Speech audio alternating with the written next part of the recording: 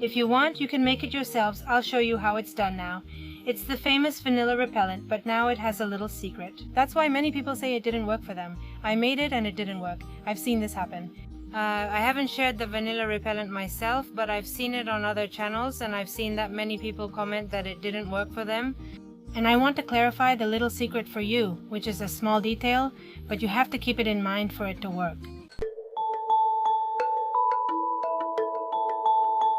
Well, basically, we're going to make a mixture with 7 parts alcohol. Alcohol like a 96-degree alcohol. I'm going to put it here to make it easier for me to take it out, because this one doesn't have a screw cap. So what we're going to do is prepare 100 milliliters of this mixture. I'm going to take 7 parts of alcohol. In this case, that's 7 parts of 2 teaspoons. That's 7 syringes of 10 milliliters each.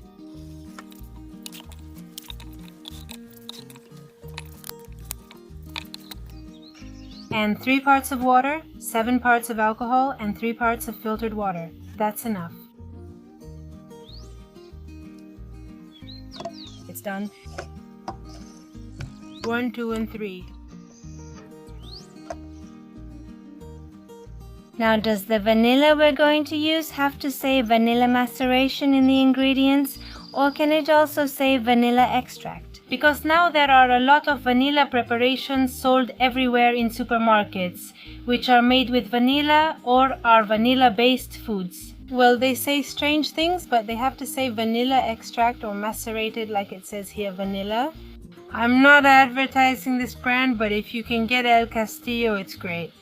Honestly, you have to recommend it, because nowadays there are very few serious brands that give us quality products. So we're going to give them free publicity. Let's say they deserve it. So for the vanilla extract, it's going to be just a splash. I can measure it and let you know exactly if you want.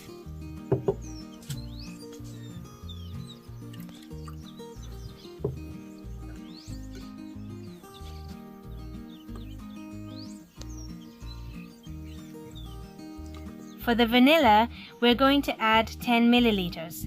Now here we prepare the alcohol, and we're going to need a bit more to fit all the vanilla, so we just pour in a little and that's it.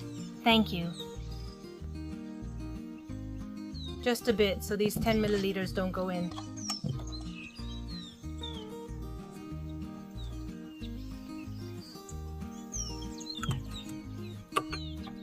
"10 minutes of dancing, let's go." And we shake it.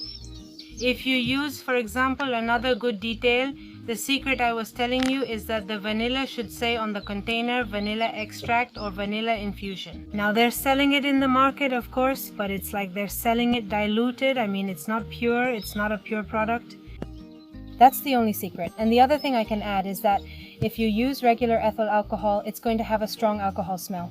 Now, if you can get bioalcohol or grain alcohol, which you can find in some pharmacies or even in some supermarkets, it will have less of an alcohol smell. It's the kind that's used, for example, to make alcoholic beverages. This type of alcohol is used for homemade alcoholic drinks. Thank you, and that's it.